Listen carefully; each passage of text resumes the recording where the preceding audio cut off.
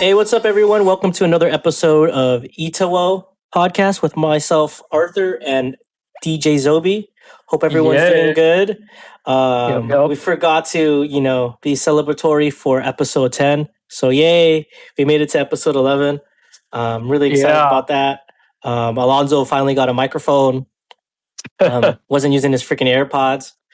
So, we're trying to get better gear and stuff and make the podcast better. I know in the previous episode I was sounding lower than Alonzo, but we should be good now. Don't worry, 2021 video, it'll happen. We're putting it out there. Everything always works out. We're gonna manifest that. I hope everyone had a great Thanksgiving or whatever you celebrated. Soon to be Hanukkah, Christmas, Kwanzaa, whatever. Speaking of holidays, sometimes holidays isn't all that for some people. It's tough times for some people during the holiday. I mean, for myself, I'm not a super festive person. I do celebrate Thanksgiving and Christmas and New Year's. How about for yourself, Alonzo? What did you do for Thanksgiving this year? What do you normally do? Same thing I do every year. I mean, if I'm not working and I'm just kind of hanging out with my parents, have a simple dinner. Usually we don't really do turkey. We'll probably do duck, and then just like in the previous episodes, I mentioned like the last few years, I went to the sunrise ceremony on Alcatraz. So that would be like, I guess if you say like one celebratory thing I do would be that. And then after that, after 8:00 in the morning, I get back home, take a good little nap, wake up, and then run to the local duck shop and get some roast duck. Ooh, that sounds yummy. It's really good.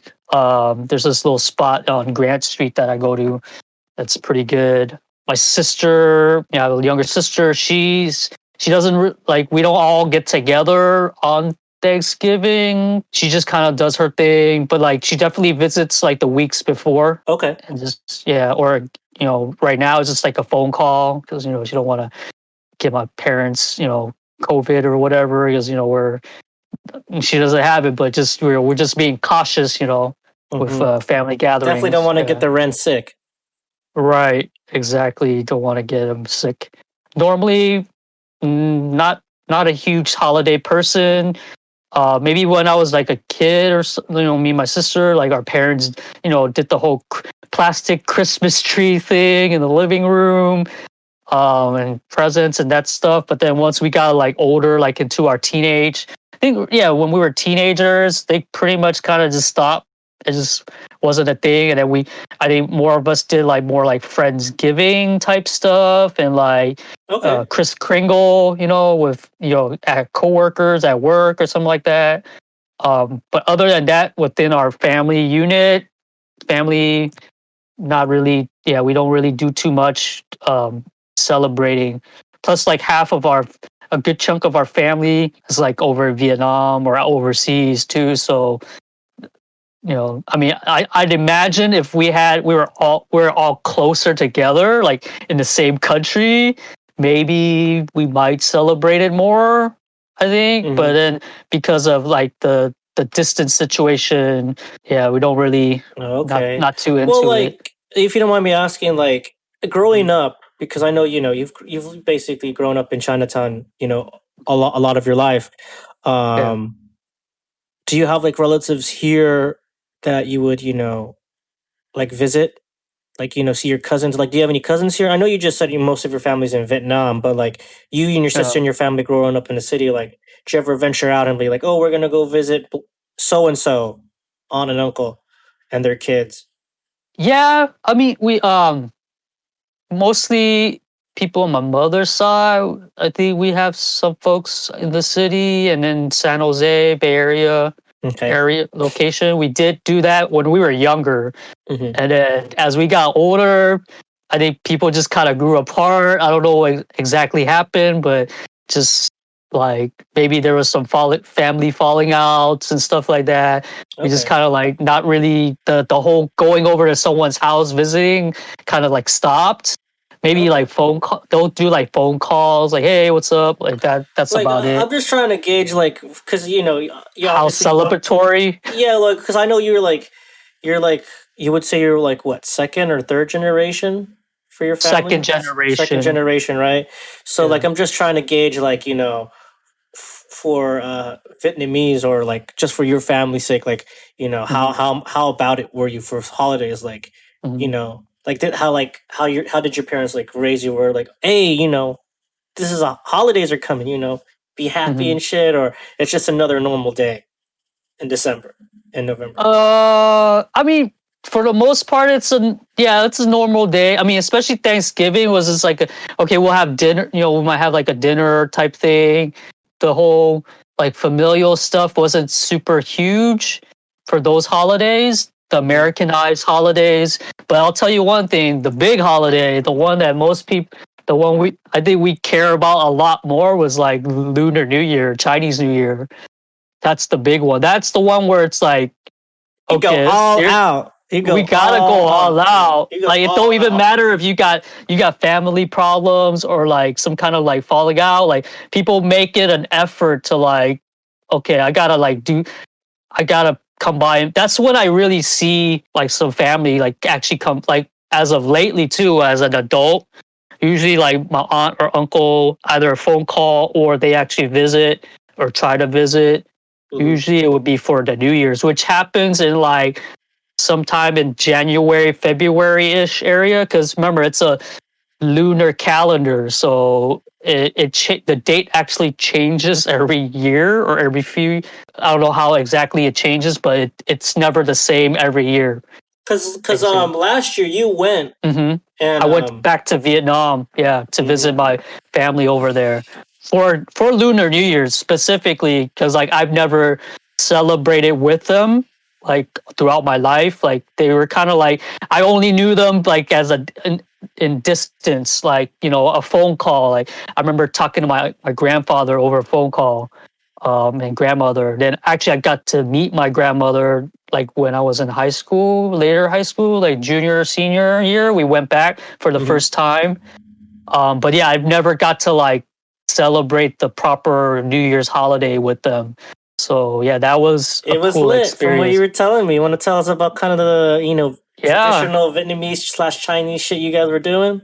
Yeah, I mean, you gotta like clean the clean the house and like all kinds of fruits and vegetables and stuff people prepare, and like they do all the grocery shoppings, and like you just see all the street markets, like everything's just like decorated, and there's like hella watermelon for some reason. Well, like what kind And of watermelon? I don't know the specific kind, but it's It's not the American one. not the American one. Yeah, it's like it's no, there. I mean, it's the red. The red on the inside one. That's the one that's there. And then I think I've seen like yellow one too when I was there. And then people here. This is something I remember, like just something that I grew up with too. Even over here in the States is there's like so because people come to visit you, your family members and aunts and uncles and things like that. Yeah, like we have like candy. I guess you know how like I guess equivalent to like Christmas holiday candy and stuff like that. So for New Year's, they have all these like pickled and candy like cucumbers or melons, and then there's instead of sunflower seeds, it was watermelon. So they would take the watermelon seeds and roast it, and so you can you can pop. Oh, that Yeah, sounds you can. interesting. I've never heard of that before. Right, you pop that open, and then the inside's kind of like sunflower seed with the inside. Yeah, but it's watermelon.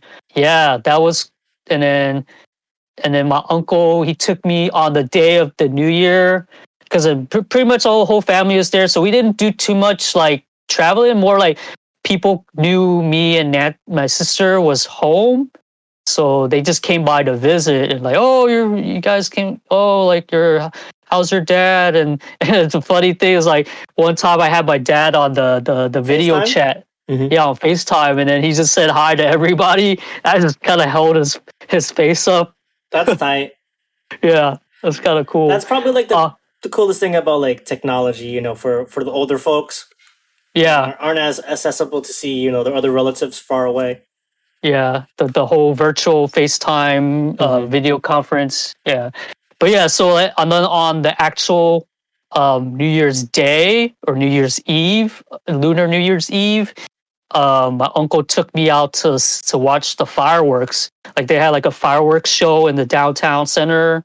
Like there's this tall ass building, and then he took me to like an overpass bridge, and there's just hella people with their motorbikes all lined up, and they're just watching it, and it's just kind of going off. I don't know, like if you're on my That's right, tight. I took like a story or video on it. So if you're, I don't know, you got a chance to see that, and yeah, so it was pretty cool like just seeing that. And yeah, it felt like Christmas, 4th of July, and all the American holidays wrapped up into one. Yeah, Damn. yeah, it was pretty lit. Yeah. Yeah, I remember you were like, I think you were like a huge party or something. You were with your sister and your like cousins. I mean, I know you don't drink, but I think Uh-huh. I remember you sending me like a, either it was like an IG message in our group chat or something, and Uh-huh. like there's like fireworks, loud music, Yeah. and like, I mean, you didn't look turned up, but you were Uh-huh. sweaty, and then everyone else Uh-huh. looked turned up. You know Because what it I'm was talking about? hot, It was right? hot, Because yeah. yeah, it's like Southeast Asia, man, Vietnam weather. Yeah, yeah, it was pretty enjoyable time. The only things kind of crazy was like when I was over there, I was just like, was it Kobe died? I was literally like there, like Hmm. overseas, and then seeing the news come up, Kobe died. And then when I left, around the time I left, was like I heard things about like SFO, like oh they got some kind of like strange like disease, like kind of like cold, some kind of cold or flu thing going off or something like that. And then come to find out later, COVID-19. So, and then, right. And then, but I was already, once I made it over there already. And then they started reporting over there, like, oh, there's like two people from China, Wuhan or something, that's in the hospital right now in somewhere. It's like in the city, and Sky. It was kind of close by to where I was at too, and I was like, oh shit, that's kind of crazy.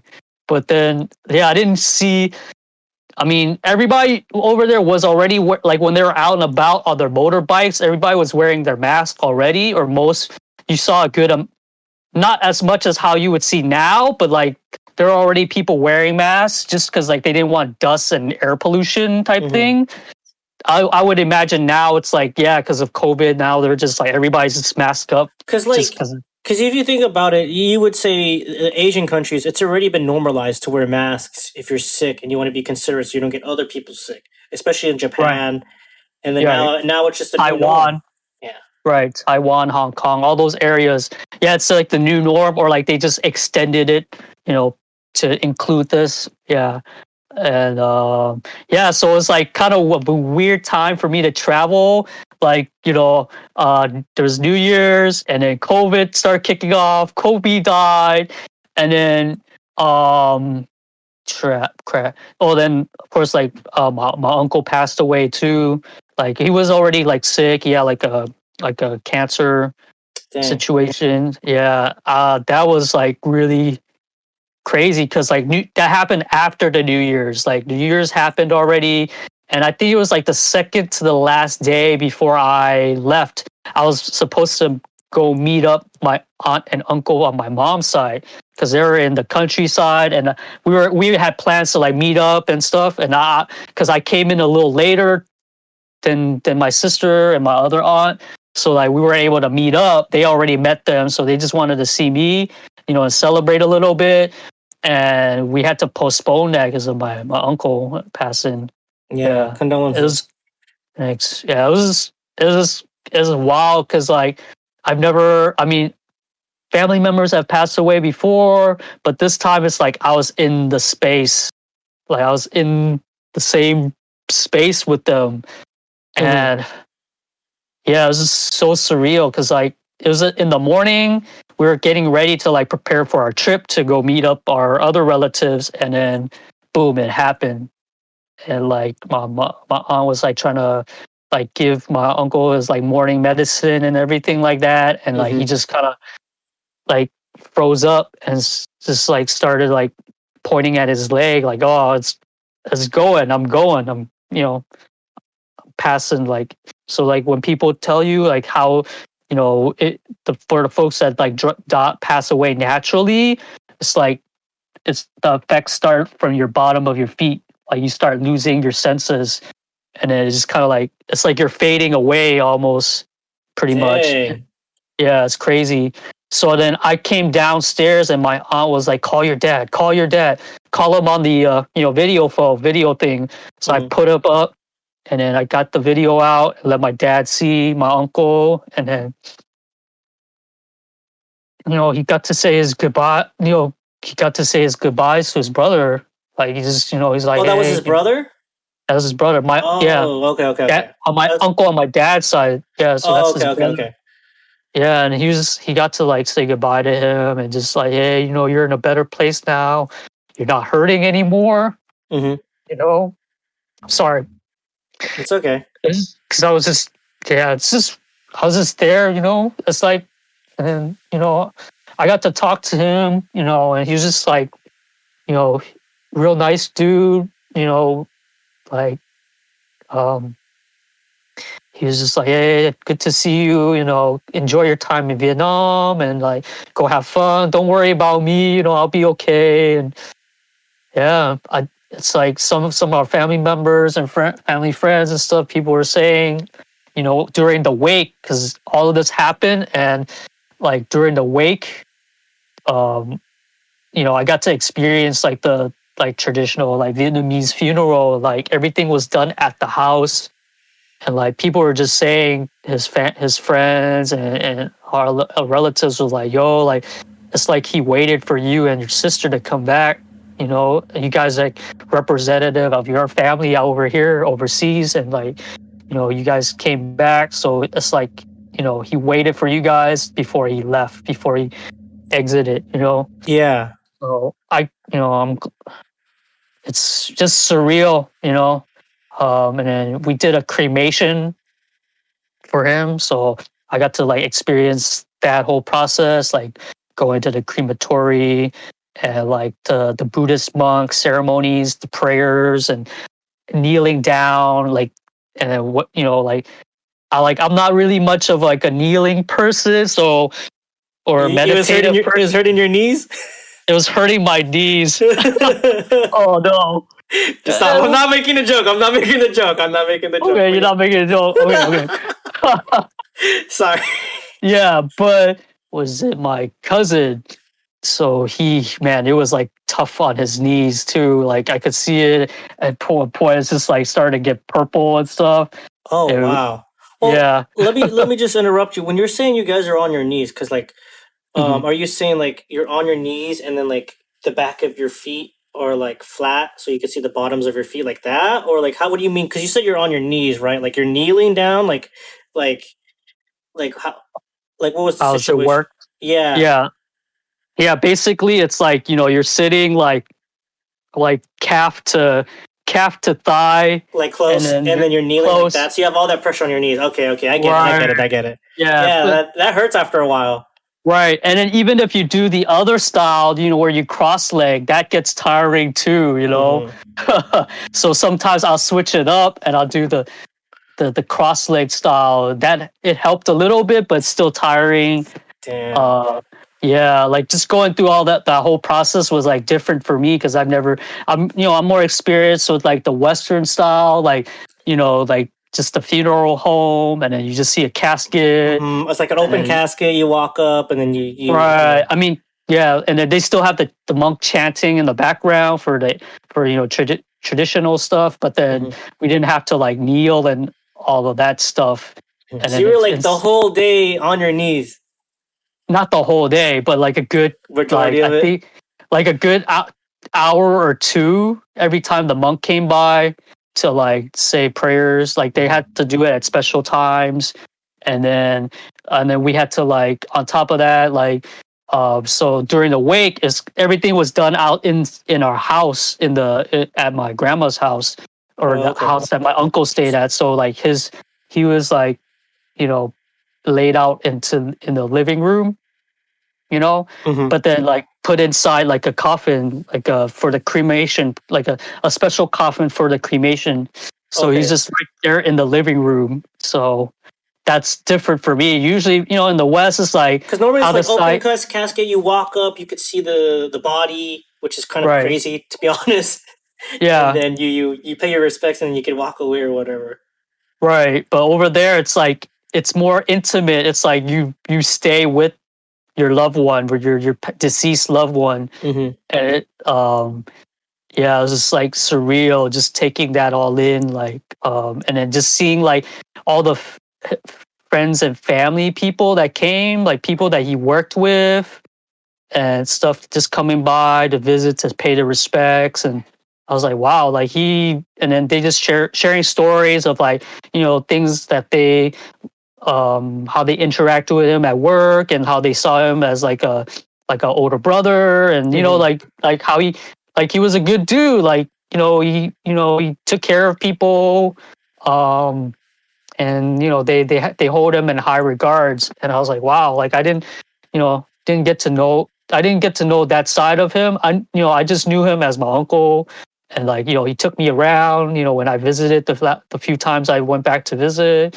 And yeah, like that's why, like I kind of, man, once this COVID thing is over, man, I plan to go back a lot more to to know my other uncles and aunts, like, and like eat cool foods and see cool things, and just hang out with the Yeah. family. I mean, Yeah.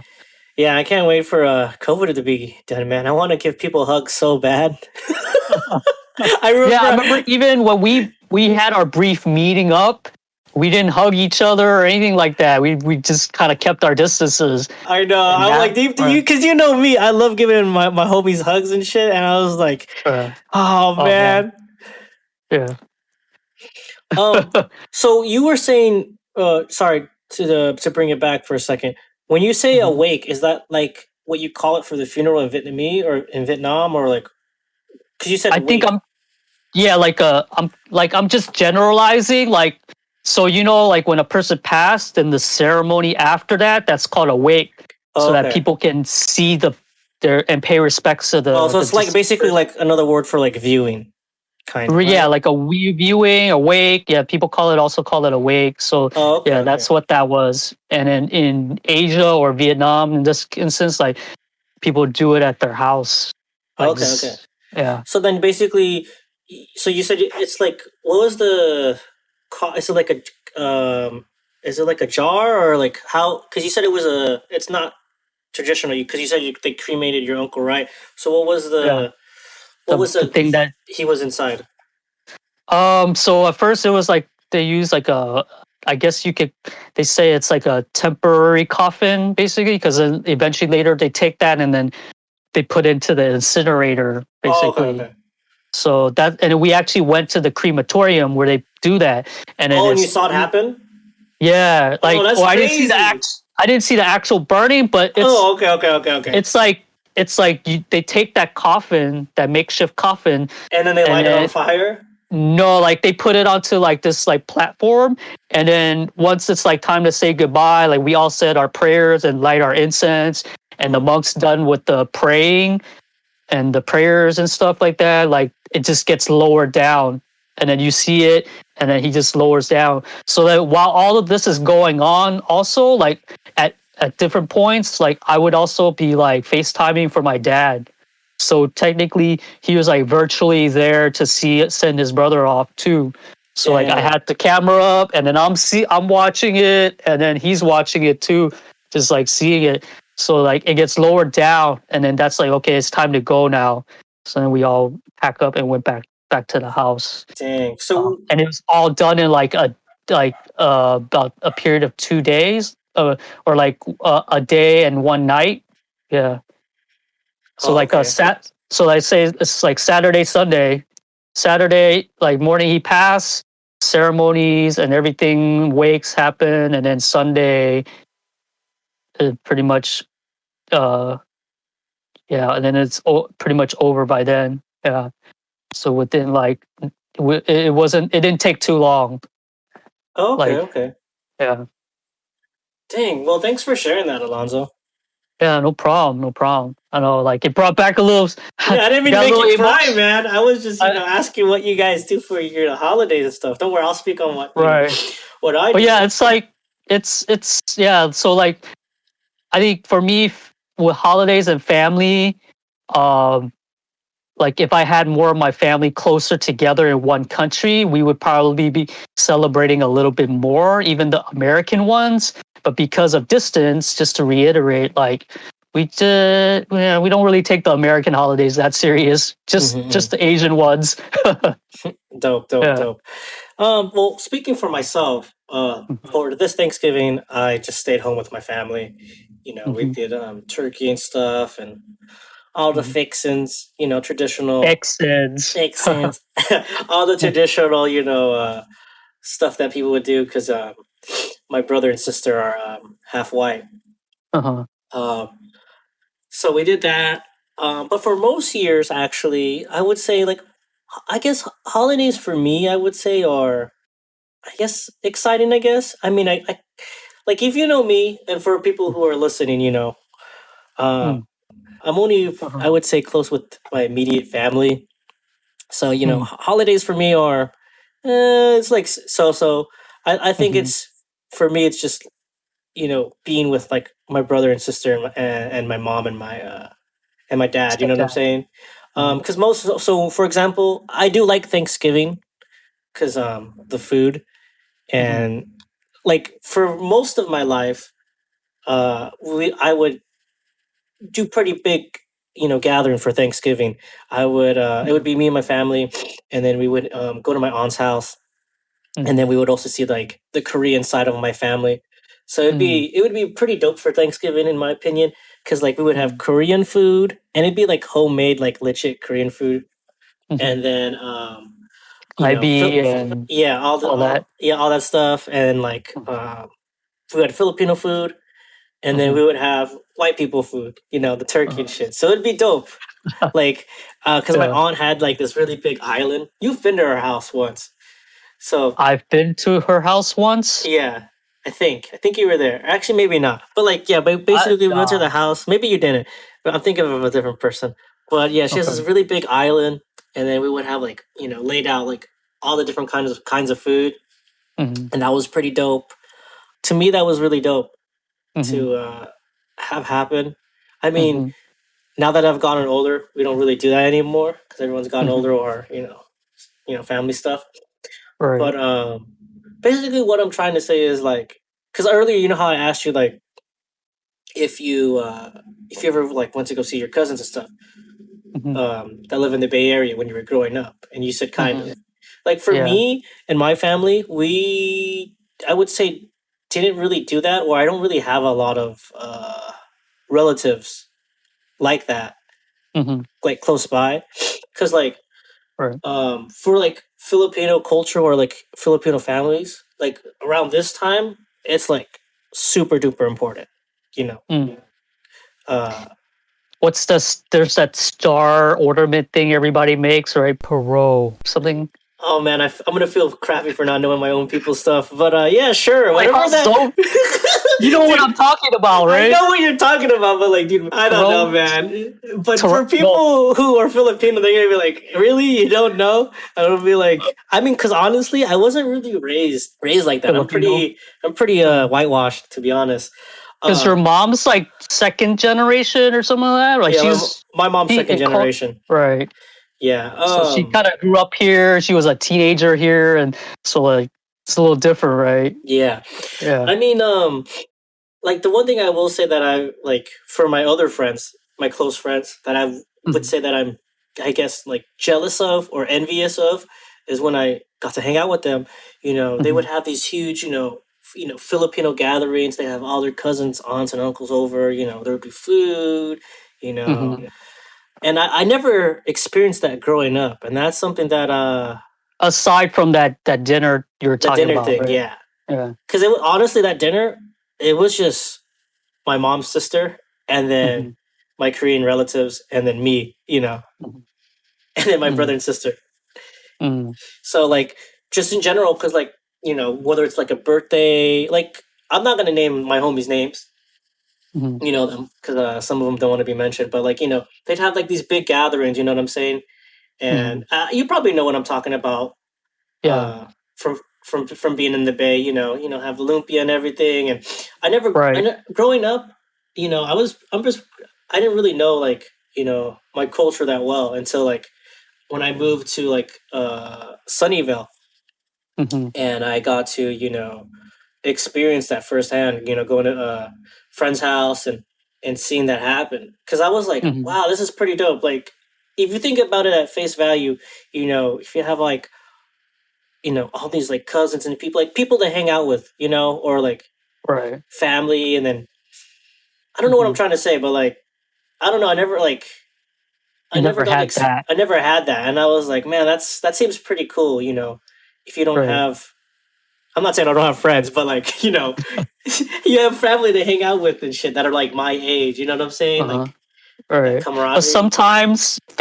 sometimes friends become kind of family too, right? Oh yeah, for sure. Sometimes. All my like Yeah. to me, your family. You know, Oh, thank all, you. Thank you. all my other homies that we hang out with regularly are family to me. Because I I don't know know. some people during these holidays, like I think just to round it back to what we are saying earlier, like holidays can be a tough time because some people don't have family to Mm-hmm, like, and then that takes a toll on their, I think, mental health a little bit. Like it's a sad time and they kind of like go inside, a little bit more introverted, or just kind of like, kind of like disconnect from everybody. like they hate seeing like all this holiday shit. Like for me, like I said Right. earlier, you know, Like it like bothers them. it Like it's like, bothers them. oh, Like it's like, well, like yeah. not necessarily like what a drag, but like, you know, Hmm. like if you're seeing like, let's say for example, if you're on Twitter and you're seeing like holiday shit, you're like, you click the thing Hmm. on the right, you're like, see this tweet less often. You know what I'm saying? Or tweets like Right. this less often. Like, you know, Uh, like I was saying earlier, you know, I don't really care about my extended family. Nah, I'm just kidding. Uh, I don't care. Dude, Filipinos have a lot of extended family members. Yeah, I don't know. Like I mean, I don't know. in the Bay Area, like if you know one person, someone's uncle or It'll be like either auntie your or aunt or uncle. I mean, cousin. this is Yeah. there's pros and cons, but I will say this: the one thing I don't like about like Hmm. Filipino culture with the, you Hmm. know, the big gatherings and stuff that I've Hmm. experienced firsthand, and maybe that's why my, you know, my mom never wanted to really, you know, raise me like that, was like there's a lot of gossip. It can be pretty toxic. You know, Hmm. it's a lot of, you know, people comparing their children to other people, or oh, my husband does this, he makes this amount of money. You know, A lot of a lot of braggings. Right. braggings. I mean, I wouldn't Yeah. just say just Filipino, but I'm just saying I'm using that as an example. You know what I'm saying? Example. Yeah. Yeah, Yeah. No, like that happens in other, I think other it cultures, other happens. Definitely Asian happen in other cultures. cultures. Yeah, yeah. Yeah. Like people, but it's just like you're speaking from your experience in the Filipino culture. Like I know That's you. like, Yeah, I know you've seen the memes before, where like oh it'll be yeah. like, you know, oh, did you see Auntie Blank and Blank? Her kid's fucking stupid, or some shit like that on Facebook. It's some toxic ass shit, dude. Right. Yeah. It's, and then with, I don't know, is it is it just within like Filipino or Asian cultures, but like I mean, you um could generalize it, but I'm like, I could, uh-huh, for me personally, I would say that's like a legit, like, what's the word? Define uh, or like definitive characteristic. characteristic of like Filipinos Uh-huh. for family. I mean, Yeah. you already know, like they joke a lot, you know. Yeah, joking. Like you gotta be able to take a joke. Cause Oh like yeah, it's like if the first thing like you meet Filipino friends or whatever, like they're gonna, it's like they're testing the waters with you, like how far I can, if you can't take a joke, I don't know, we can I mean, really you already know I hang. do that shit all the I know fucking you time. you do that. Yeah, you do that a lot. I know that.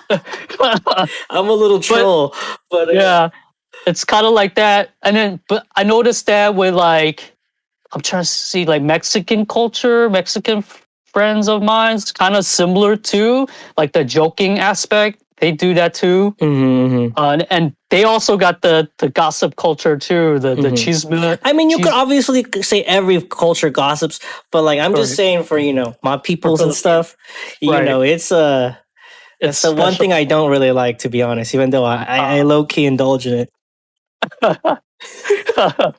little cheese bowl, Chismoso, yeah, whatever, man. yeah. No, but that's a good thing that you brought up. That Mhm. sometimes for the holidays, it's not a good time for them. A lot of people are like, Right. I don't have family and shit, and I, I, Yeah. I would, I guess it sucks. I mean, that's why to all my homies that know what I'm talking about, like, I was like, man, that seems so dope. But I mean, Hmm. I've heard it from other people who are like, I don't like when we have all these big family gatherings because, like, it's a reminder. Sometimes it's for them, it's a reminder that they're not necessarily at the place that they want to be In right life. now in their life or like Right. Because they career don't want to be compared to everybody compared to else and like, everyone. Yeah, right. It's like, oh, what's so and so doing? Oh, he's like a DJ or something, or like whatever is deemed like not so good yeah, like in socially that culture, acceptable or socially yeah. acceptable. Yeah. I just threw the DJ part because that's also like a meme out there, right? Oh, look, our little DJ came out of the room. How's that going? You see that meme, right? For like the Thanksgiving Yeah. meme, where like, you Uh, left your room. How's yeah. that going for you? Unless you're DJ Qbert or something of that level, that's different. It's like until you make money, if you don't make any money from whatever weird hobby or passion you do, they don't understand it. Like I think Yeah. that's just like immigrant families and just actually a lot of families are like that if you think about it, even white Mhm. families. Like I mean, you could say they're a little bit more liberal about things, but then some of them are still like, well, if you can't make any money, like what the hell are you Yeah, yeah. wasting your What are you time? doing, huh? It's like, Yeah, fuck you. yeah. Just let me be. Let me live my Let me life. live my life. Yeah. Oh man. Yeah. It's holidays. Holidays are tough. And I think that's why people started the in recent years or probably in the past decade or more. Hmm. Was it Friendsgiving became more popular? Like Yeah. people coworkers. They might not be able to go back home for holidays or have no family. They just kind of come together and do their own thing and just Hmm. celebrate with each other.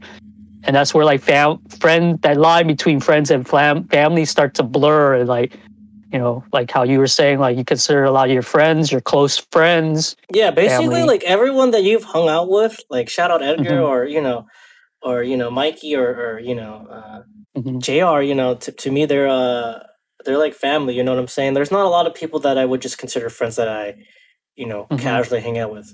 It would probably just be like Right. a coworker or whatever. Most of the people Hmm. that I like when I have free time or if it's the weekend and I actively like, hey, let's hang out, those are people Hmm. that to me, I see them as like, like my brothers or whatever, you know what I'm saying? Cuz like Right. obviously, I have my brother and sister, they're younger than me. I Hmm. love them. But then besides that, I legit have like no like cousins or like people around my age where I'm like, Hmm. or that we could hang out or that I'm like, close with.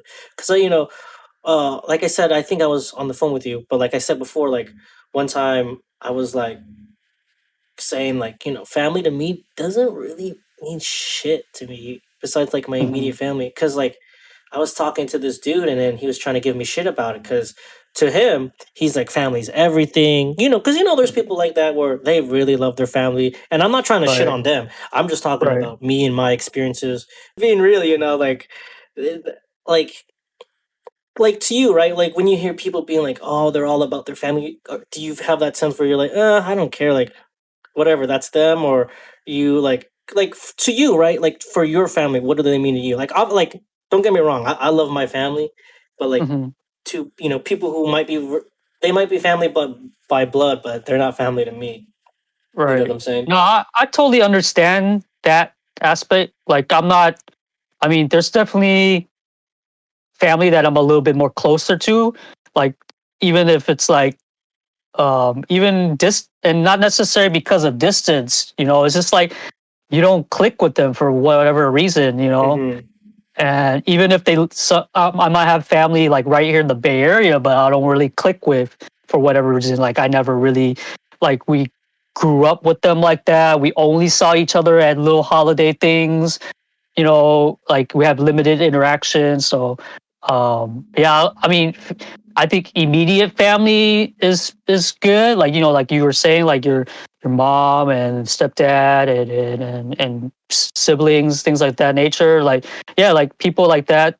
That's and then your friends, that's family. And Mm-hmm. then anybody else is like, it depends on like how close you are with them. Sometimes you're not close for whatever reason. Maybe you had a falling out, maybe this and that, other, some situation. But um yeah, like I mean, I don't hold anything against the people that are like super tight with their family. I mean, that's just how they grew up, and kudos to them. Like that they have such a tight knit families relationship.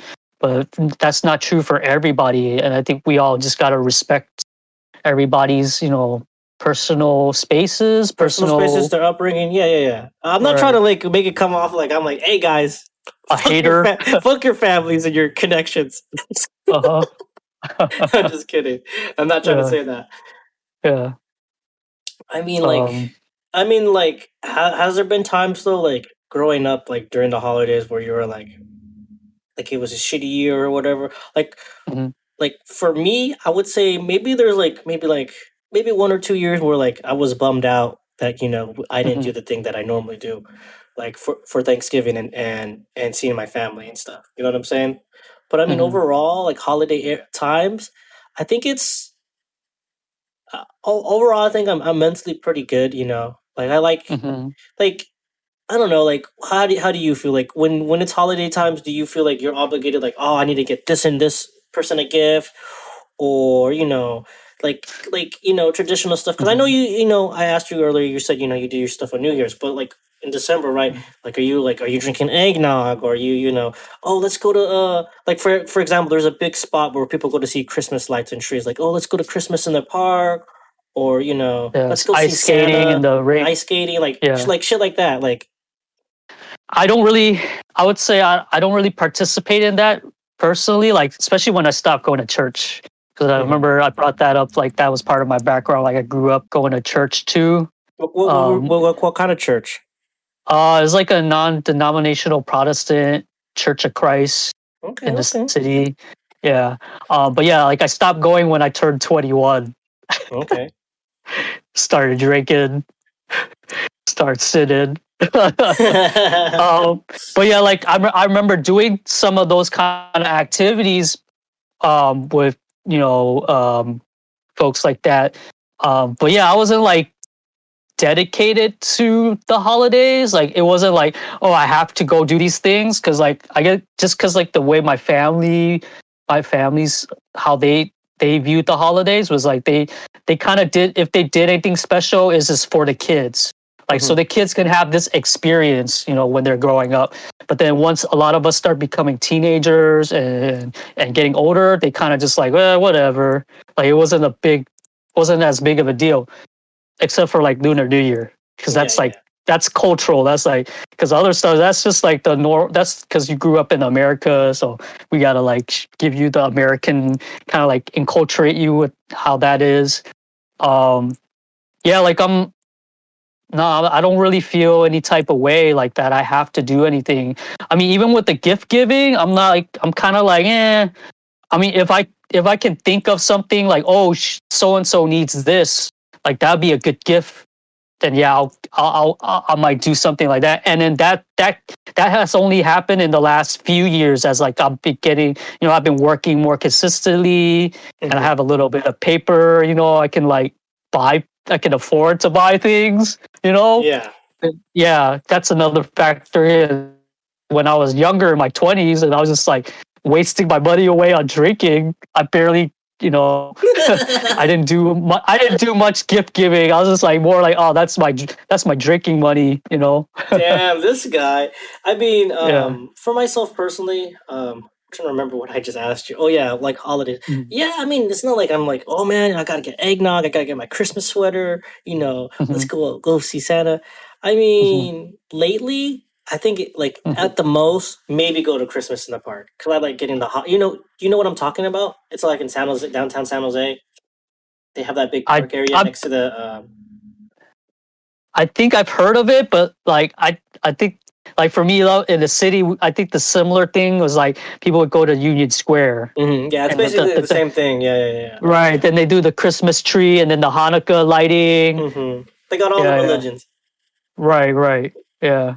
Yeah, I mean that's basically maybe the closest thing I would do. And then Yeah. like Christmas Day, I'd probably either go to my aunt's house or we would host it at my house, Because I mean Mhm. that's probably the coolest thing about maybe Christmas growing up, going to all these other people's houses and you're like, oh, they got a gift for me, sweet, it's like my birthday multiple times a fucking day. I mean, like, Or like for me with I think in the episode we're talking about video games, like that would be the time when I get to see other people's like systems and oh, and sick, test it out. test it out Yeah, first. like someone got the SNES or they got the PlayStation or Sega CD or whatever, Damn, you're making me feel TurboGrafx young. 16. Yeah, I don't know. I'm naming all these like old boomer systems. If you're above the age of like 30, you're a boomer to the internet. Yeah. To the internet, yeah. But then technically, a boomer is supposed to be in their like 60s and above. Yeah. Yeah. Oh man. Is there like So any like memorable gifts you got during the holidays or like New Year's? You would say. I mean, obviously New Year's you usually just get money, get the red envelope or whatever. But like Christmas right. or Christmas time, any cool gifts from your sister, your family, like anything you can remember growing up? You're like, oh, this is I remember getting was it like a water gun or something like that? really. And I was like really I'm You were thinking that juiced. like I was Yeah. juiced about that because like yeah I could like go and because the place I live in Chinatown, the projects, right? Like there's a group of kids that I used to grow up with. And like during the summertime, that's when people bust out their like super soakers and stuff like that, and chase each other down and shoot at each other. So I was like, I need something I just have this stupid little, those stupid plastic. Like the 99-cent one where you fill it up and has like sometimes water's leaking out. You're like, right. So then I got it wasn't a super soaker, but it was definitely like a bigger knockoff super soaker or something like that. And I was like, yes, now I can compete with the other kids in the neighborhood, And I was so juiced for that gift. I was like, yes. Yeah. So I'm thinking back, that was one. I was always hoping for new video games for my NES system, but my parents just was like, nah, you haven't finished the one Super Mario Brothers game, so you can't get any other games. damn. But really, it was just like because our family was we were not of means, so it was just really like just. But I did get in terms of games, how I got a lot of my other games was so by the time the SNES came out, a lot of the NES games were like done. People were done playing with it, so you could get them for like $1 at the flea market. Damn, for real? Yeah, so you could find, dude, like there's like the Final Fantasy. I don't have that one, but the one that everybody sees on eBay that goes for a hell of money now, like that you could find for $1. Like I remember seeing back in the days. I didn't. Yeah, you could get it for $1. Yeah, so that's how I got a lot of my games like aftermarket. Once everybody's already done playing it, then now it's my turn. I can yeah, because I remember like the few friends that I had come over to hang out when I was younger. Like they're like, "Dad, you ain't got the SNES." I'm like, "Yeah, man. Just can't get it. Parents won't let me or whatever." So that we're just. But then it's like I don't know. I think I kind of was like how now there's like the whole retro games thing. Yeah. Like I was forced to be retro because of economics. That's all good. Yeah. So those are like the memorable holidays type gifts, like things that I wanted type things. Yeah. Nice. I think for me, one of the best gifts I get, and this might sound cliche, it was like Christmas Day. And this is, I'm trying to remember how old I was. I want to say I was like maybe 8 or 9. And what fuck, what am I trying to say? Oh yeah. I opened up that gift and it's like okay, what's that picture called when it's like showing that someone has a baby? sonogram or something. What is it called? A sonogram. Yeah. Right. Yeah. So I saw that, right? And then my mom and my stepdad are like, "Hey, you're gonna be a big brother." And then That back then, that was the gift. that was the one of gift. that was one of the gifts. Okay, I'm not just Oh, so back what was your then. reaction? My reaction back then, some piece of shit was like, "What? Oh man, now it's not gonna be all about me," because I was an only child. So I was like, Right. "What?" But then at the same time, I was like, okay, I guess." But now that You're I'm like, older, fine, whatever. fine, whatever. And then like, but now that I'm older, I'm like, that was like one of the best gifts because I love my little brother like Uh, so much. But it's back kind of like then, I you're opened it. reminding me of. Yeah, you reminded me of that Simpsons episode where like Bart tries to mail Lisa off. Like once he found out about Lisa, he's gonna have a little sister, and Mhm. he's trying to mail her off, put stamps on her head, and did all kinds of things to get rid of her. And then later on, they eventually, they started getting along. Mhm. Yeah, I had a thing like that. I mean, it wasn't like a gift thing, like Oh, okay. finding out about my sister, but like definitely I had like a moment where like I didn't like my sister because like she was getting all the attention, I guess, Yeah, and yeah, like yeah. I messed up her hair. There's a picture of it, like I have in an album somewhere. Like I messed up her hair because I was like, I hate you, You're or ruining something. it. Like You ruined it for me. I'm you ruined supposed my to be life, mom and dad's favorite. right? Yeah. But now we're on really good terms. Like yeah, like I love my sister too. Hmm. Like yeah, our little siblings. Yeah, yeah. Yeah, because I wanted to open another gift. Right, there was a bigger gift. Guess what? And guess Mhm. what the gift was? It was an Xbox. But I was trying to Oh, open that. I didn't know it was an Xbox, right? But uh, like they're like, no, no, no, no, no. It's like it was like a little box too, like when you would open it up and it'd be like, "Hey, will you marry me?" type shit, right? So I'm like, I'm opening it. I was like, "What is this?" And I was like, "It's a thing." I'm like, "What is this?" It's just a piece of mhm. paper. And then they're like, "No, you're gonna be a big brother." And I was like, "Oh, uh, okay, sure." Does your little brother know the story? Hey, he doesn't know this story. Oh, now he might know now if he listens to the podcast. He doesn't know that. Okay. Uh, I should probably tell him that. so the second gift was the It Xbox, was an Xbox. It was the original Xbox. original Xbox. Dang. Yeah, it's the original I Xbox. remember I remembered the original Xbox because like what was the game that was out? Roy Jones versus like some Roy Jones. He was like the cover. It was The in the the boxing game. It was called right. oh, what is it called? I don't think they make them anymore. Yeah, they don't make it anymore. But it was a game featuring him. Like he was the main, like a Mike Tyson Punch Out. But it Yeah. was like Roy Jones Jr. presents like fighting boxing thing. Yeah, Mm-hmm. Damn, and I then I can't remember remember the name. playing. I remember going to my homie William's house.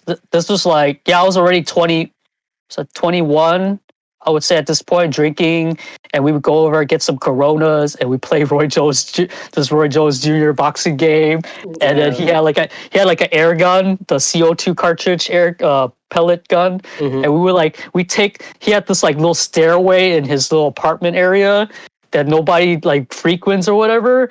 So we put the Corona bottles And on the you're like, top, pew, pew, and pew, pew. right, we Yeah, shoot that's the sick. thing, and then it took like hella tries before we could like crack the bottle. Oh, Like, damn. yeah, it was good times. Getting drunk and shooting pellet guns and playing Roy Jones Jr. boxing game. Yeah. Yeah, I think that's like one of my best gifts. I mean, I'm trying to think overall Mhm. for Christmas, like gifts. Mhm. And I know it sounds weird to say like my brother's probably like the best gift overall over time, Uh-huh. but at the top of my head, I can't think of any other Gifts. gifts that are like super Yeah. memorable. To be honest, Yeah. I mean, yeah, those are the only things I can think of. mm-hmm. Yeah. Of course, everybody always gives you sweater and clothes. I remember getting a lot of that as a kid Mm-hmm. Hey, and now just that I'm looking at. older, hey, I love clothes. Yeah, right. I'm Now that like, I'm older, I hey, love clothes. I need me some sweats or Yeah, whatever, I need some. I would love if anyone's listening. I love some sweatpants, Right. With the nice socks. tapered cuffs. Yeah, Yeah. some socks. Thermal Uh-huh. socks will be great. Thermal socks. And I'm just The kidding. only clothing item I probably would not want as a gift is a tie. I'm like, You've dude, I gotten a could get tie my. before? No, I have not gotten a tie, but I've heard like that's a gift that people get, especially like for Father's Day. Fathers always get ties, or that's a Shit's thing that whack. No people. one wants that crap. Right, like, dude, I could get my own tie, right? Like, I don't need a. Yeah, but all this other stuff, like, hey, some nice sneakers or whatever, What do you Yeah. what do you think's the worst gift you've ever gotten? We don't have to say who it is. You think there's like Okay. a pretty bad gift you've gotten over over the years growing up as a kid, like from an aunt and uncle? You're like, what the fuck is this shit? How am I gonna use this or whatever? Do you All have right, one like that?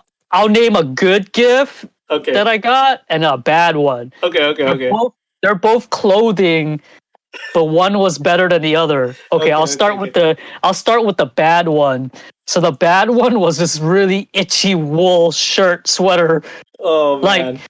it wasn't. I know now there's a trend, the ugly sweater trend, but Mm-hmm. then this was like ugly and uncomfortable because the wool was just not like, I don't know what it was with the texture, but it like scratches your body and it's just like, oh, this is no. And Damn. then the other gift was like Adidas Superstars. Oh, sick. Yeah, and it was like a ivory or beige color. It wasn't like, was it blue or red or any of that kind of cool color? Which at the time I was like, what, But then as I got a little older, because the funny thing was the shoe. When I got the shoe, it wasn't even my size. What size was it? It was like a size like 7.5, 8 or something like that. Seven Dang. and because which is crazy because then I got it like a couple of, I think it was like when I was in elementary school for some reason. What the hell? And then I didn't get to wear it until like I was in middle school because that's when my feet grew to that size. And then, now I'm just stuck small. I mean, 7.5 is like kind of on the small side for men's feet. So yeah. And then I got to like be more appreciative of that colorway because now I'm like, oh yeah, that's kind of a cool colorway. Because when you're a kid, you like, for me in terms of sneakers. Oh, Chris, Okay. Let it the go. Reebok pumps, the David Chang tennis, the tennis pro guy. He had his own like Reebok pump line. It was just like this cool David like Chang? lime David Chang or Dave something Chang. Look it up. Look it up. David He Chang, was Momofuku. No, I'm just kidding. no, not Momofuku. It's the Chang. Just look up tennis pro Chang. He was like he was like Tiger Woods. Like Tiger Woods was The popping off, right? tennis? I've never But heard of this dude. yeah, this dude was like the tennis guy. Chang, something Chang. Oh my Chang. god. David Chang. I think it was David Chang. I'm gonna look it up right now. David Chang tennis shoe. Yeah. Or David Chang tennis. David Chang tennis. Michael Chang. My bad. Okay, yeah, because I typed it in and it's like a Momofuku. David Chang shoe. Okay, correction. Editorial note. Yeah, so Michael Chang had this shoe, this Reebok pump shoe. And I don't like Patrick Ewing or some other basketball player. He had one too, and that was like blue and like kind of like a reddish orange. But this one was like lime green and like a really cool like Ninja Turtle green. And I was like, oh, I want that. That was the dope. And like one of my cousins, like family member, relatives or whatever, he had it. He was like an older kid. Like he was like, at that age when I was like in elementary school. Yeah, elementary school. He was like, he's got to be like middle schooler, high schooler, or something like that. Older kid. Okay. And he got it, for his thing. And I was like, damn, I want that shoe. So yeah, that was something. Sneaker. I think I was more excited for the Reebok pumps than I was for like the Jordan shoes or any of the Nikes. Yeah, I would say for me as a sneakerhead, that would be the one that I coveted more because I mean, I wasn't super like I knew about Michael Jordan, like I said, in previous podcasts, but like I was just super like into Jordan that way, Mm-hmm. Yeah, Like until how like kids late. are now, right? Right. Yeah, it took me a while to like appreciate Jordan, like later on, like probably maybe like starting like high school, like or mid middle school, high school, like whenever the 11s, right? Yeah, whenever the 11s started to pop off, and I remember seeing like Crisscross, like they had like this rap duo group. They were kind of like the early like teen rappers or whatever for the time in the 90s. Like they started having like later on they had like they were wearing the 11s, the Jordan 11s in one of their album covers. I was like, "Oh, that's a sick shoe for a Jordan shoe." Mm-hmm. That was the one that I was like, "Oh, that's dope." But then like later on when I graduated high school and I was like in college and then I started working at Macy's, then the Jordan 4s when those retroed and then the Mars Blackman version came to our store. That's when like, oh man, I never owned like a Jordan, so then I got that as my first Jordan. Oh, sick. So there's like my little like holiday sneaker fantasy evolution for you guys. Yeah. Sorry, I'm trying to think of a bad gift that I got, and Mm-hmm. to be honest, it would just probably just be clothes. And like I don't like, Mm-hmm. for example, like I remember getting like bad pieces of clothing, and Mm-hmm. like my mom would be like, "Hey, you need to wear it. We're visiting so and so. Put it on." And I was like, "I don't want to. It looks terrible." Yeah. Did your family ever make you wear that sweater? Yeah, they did for the same similar reasons to you. Like, oh, your so and so is like coming. You gotta like wear it because if you don't, they're gonna be sad I'm or like, "No, mad." they're not." I'm like, I don't care. Like, this shit sucks. This I shit know. hurts. Yeah. Oh man, that was yeah. Kind of giving me a little bit flashbacks of that sweater.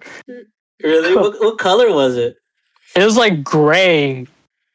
It was Okay, like an okay. ugly. Yeah, it wasn't even a cool gray because like there's some cool gray colors and Mm-hmm, mm-hmm. silver. Yeah, because now everybody's into like the gray sweatpants. Yeah. Yeah. um. Yeah. Flashbacks. Well, speaking of just mental health overall for the Mm-hmm. holidays, I mean, Yeah. I basically we didn't really touch on it. We were just reminiscing about ourselves. But for Yeah. people who it's like tough times during the Mm-hmm. holidays. In our previous episode, we didn't mention it. Us talking, but we put it in our description for our Mm-hmm. podcast. But you want to speak on NAMI, like for Yeah. a help group for people, if you're going having tough times during the holidays, or your family members are sick. Because obviously, if you think about it, this year is going to be a year where for the people who are really close to their family and you're following the COVID guidelines, or Mm-hmm. not, you can see your family, or you know what I'm saying. Right. Yeah, if, we mentioned it in the previous podcast, but like check out nami.org and then they have a hotline number that you can call. Crap, I don't have it on top of my head, but I'll put it in the descriptions. But yeah, like just as a resource to like just reach out to talk to somebody. If you can't talk to a friend, you can't talk to family members or whatever, like there's a lot of other resources for therapy out there. So do your research and check it out. And just sometimes, I mean, it's not like a cure-all type of thing. Like just sometimes it's just good to have that other voice, that other person, to know that other people are going through it as well and you're not alone. Like this is and you're not at fault for any of it, and you don't feel guilty or don't feel bad. Like yeah, like help is out there. There's people that you can talk to. So yeah, check out nami.org and their hotline number. Hmm. Definitely, yeah, because Mm-hmm. there's gonna be people out there, or any of our listeners. Maybe you're like, man, Christmas, Thanksgiving, I don't care about Sucks. that crap. It's the same. It's just another day. But to Yeah, other or people, I they're have like, bad celebratory. memories. Yeah. Yeah. I mean, for me, I like the holidays because I like gifts, I like Hmm. eating, and I like spending quality time with the people that I care about. Hmm. And I think that's all that really, I mean, that's all that really matters, really. I mean, you can't, anything else like shouldn't be on your mind about, in terms of the holidays. Like it's really about that. But then again, it's like I understand, like, for people that don't have family, don't have friends, don't have that network of close knit people, like it can be really tough. And it's just know that's not your fault, and it's not you're not strange or weird to feel that way. Like it does happen, and you're not alone. Yeah. The number for everyone is 800-950-6264. Or Nami. Nami. Yeah. Okay. All right, Mr. Cult Leader, let's go. Mr. Cult Leader, let's go. That's right. Yeah, so I've been watching a lot of these documentaries on cults, because there's a series that's just came out on HBO Max. What is it? The Vow. It's about the NXIVM cult that's been in the news here and there over the last couple of years and more. I remember, I don't know, me and Arthur here, we always have a talks about little cult stuff, because I remember when we were down in Florida, just killing some time, we were watching that one Netflix documentary about cults too, right? Oh, yeah. Hold up, let me interrupt you. If you really think about it, the last time I got to give you a hug was Matt's birthday. I mean, maybe Matt's wedding. Sorry, Matt's wedding in the hotel. Really? Yeah, because if you think about it, all the other times I met you, it was all during COVID, so I didn't hug you or anything. No, remember we went to that Korean spot? Did I hug you? I think so. I don't think so. I mean, we weren't taking COVID as seriously during that time, but I don't think I hugged you. No. The Korean spot was pre-COVID, because then remember, like, you had your friend there, and he was telling us some good news. Oh yeah, or that one. Why you gotta ruin it like that? Whatever. In my mind, the last time I hugged Alonzo was at Matt's wedding. Okay. But whatever. I mean, you could go with that. You could go with that. Maybe okay. You gave me a good hug, a memorable hug. That's right. That's right. Because then maybe we just kind of brushed. No, because the Korean spot was. That was in San Jose. Yeah, that was in San Jose. Yeah, I just came back from the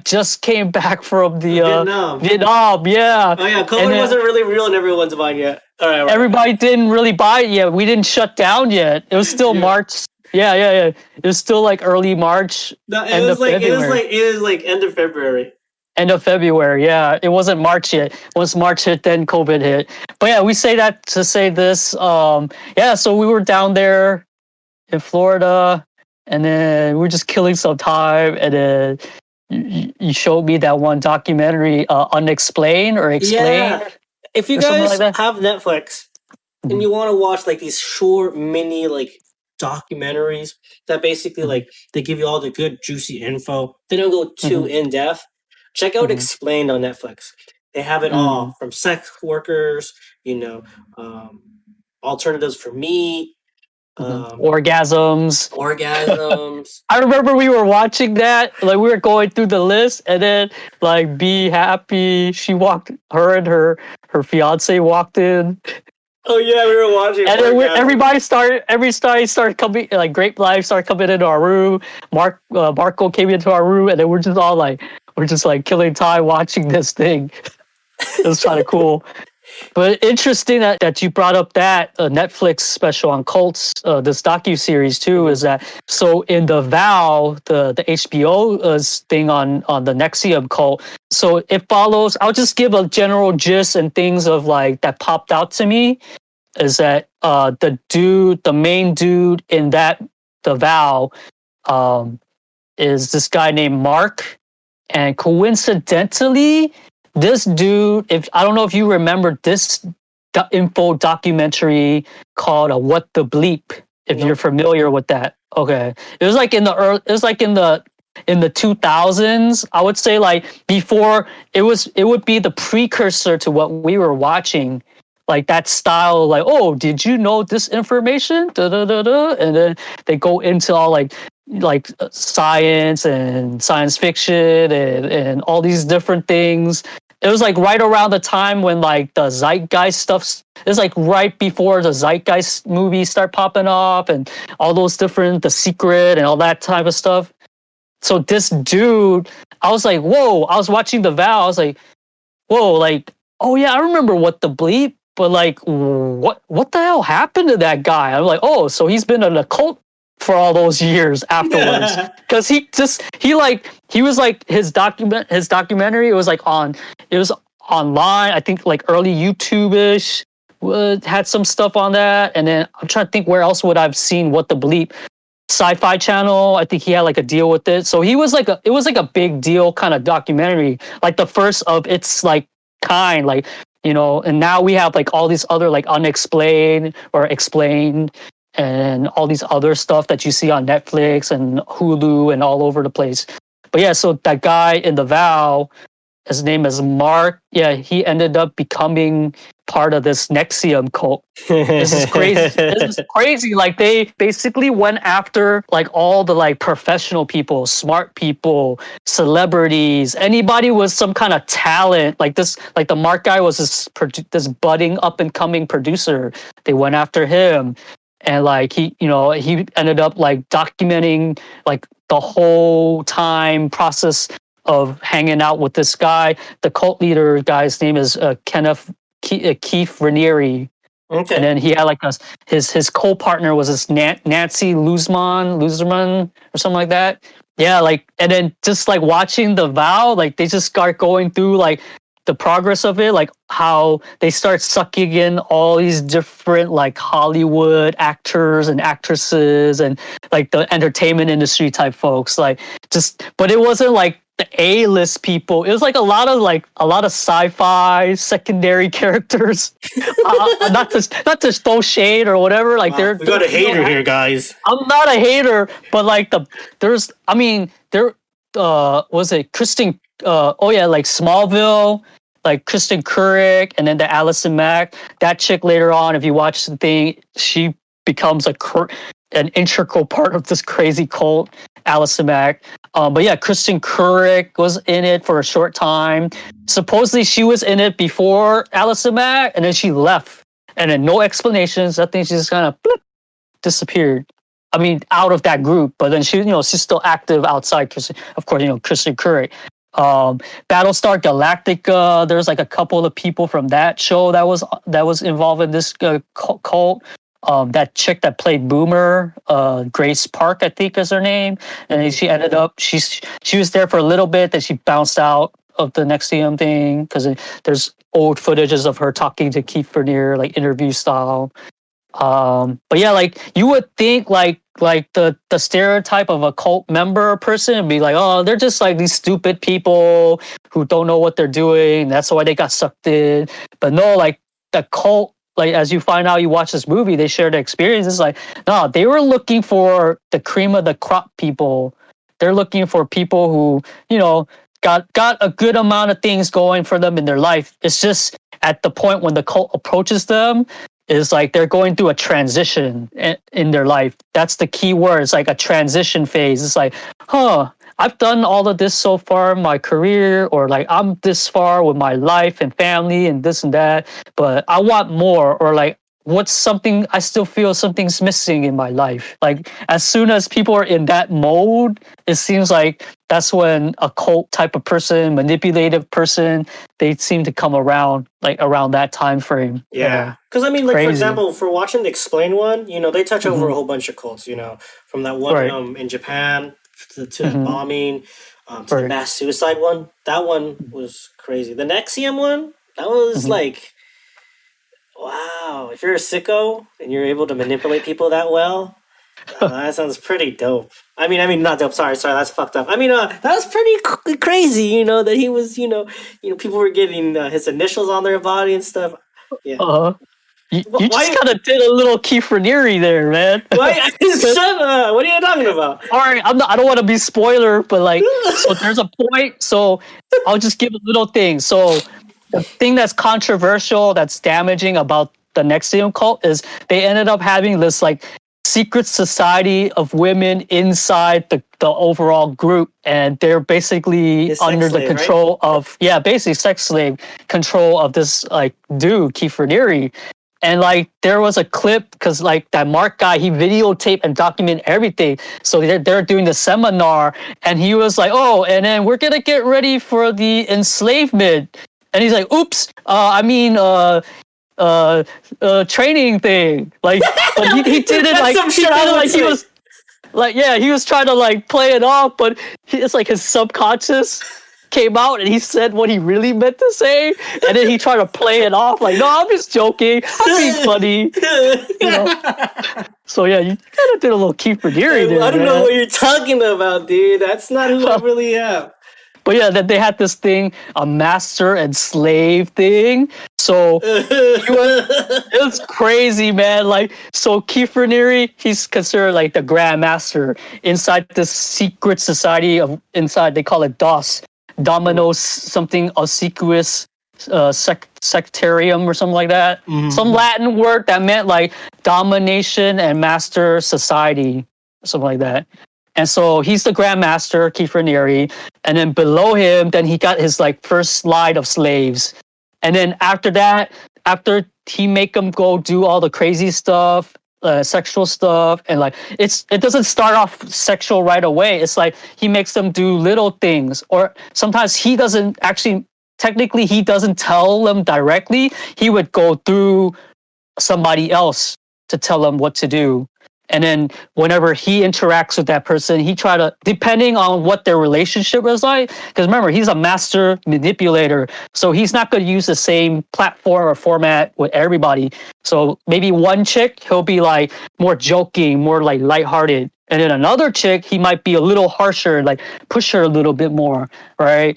And then so once he like gets them to do these things, then like there's a point where they brand them. That's the crazy. That's like basically like a cattle. Like they use a laser cat. So they call it like a serration thing or something like that. Are you talking Basically, about it's like the marking? the marking. Yeah. So what they do is they use this pen that's like a laser, and they would cut the skin or burn the skin to like make it. So at the time, these women, they didn't know what they thought it was. He convinced them that it was the earth, the elemental symbols like earth, wind, and fire or some shit, right? But it turns out if you look at it sideways, it's his fucking initials. That's so smart. I like this guy so much, man. He's fucking like, dude. And then like so then he brands them. Then they eventually they have to find their own slaves. So then they have to recruit people within, either from outside or somebody already inside the cult, the NXIVM, because it's an umbrella. Like NXIVM is an umbrella, and then they have all these different programs inside it. And then this DOS thing was like a secret within a secret type of thing.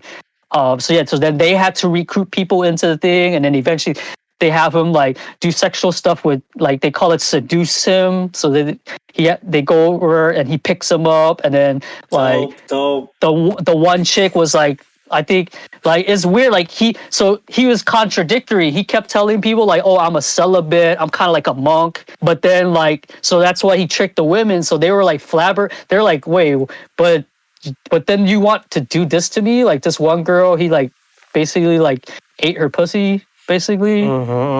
Saying like, just kidding. the chick was or the one in the. And so there's a side. This information was another side documentary. So there's actually a couple of documentaries out. This one's from the girl India Oxenberg. She was one of the slaves. And like she was recounting this experience. He was like, yeah, he was doing this to her. He had her lie down, and then he was like, eating her out. And then, but then she felt like she wasn't in her body anymore. She's she didn't enjoy it. There's no feeling, no sensation. She's like, I'm just doing this, I guess. She's like, I guess he's right. I guess it's for my good. Like he was like, oh, I'm teaching you. I'm trying to help you. Like some kind of like weird like sexual therapy type thing. That's what he was convincing them of. Like, oh, this is for your own good. This is to help. And they were eating it up. They were eating it up. But then here's the thing is, this was a progress. Like it was little by little, he starts to like ramp it up to get to that point where people are like, oh, okay, I guess so, because they would have to buy into all the other things. So like, so what it starts out before they get to this crazy sex cult phase is like they had this program called executive something practice, ESP. So it's just like your basic like business and self-help type of seminar, 5 days, right? Kind of similar to my cult that I went to in Concord, because that's another thing. Like a lot of these kind of like guru, cult leader types or whatever, controlling cult groups or whatever. They kind of borrow from each other's ideas. They pick and choose. Like this Keith Raniere guy, he was like pulling things from like Scientology and like Freemasons, multi-level marketing.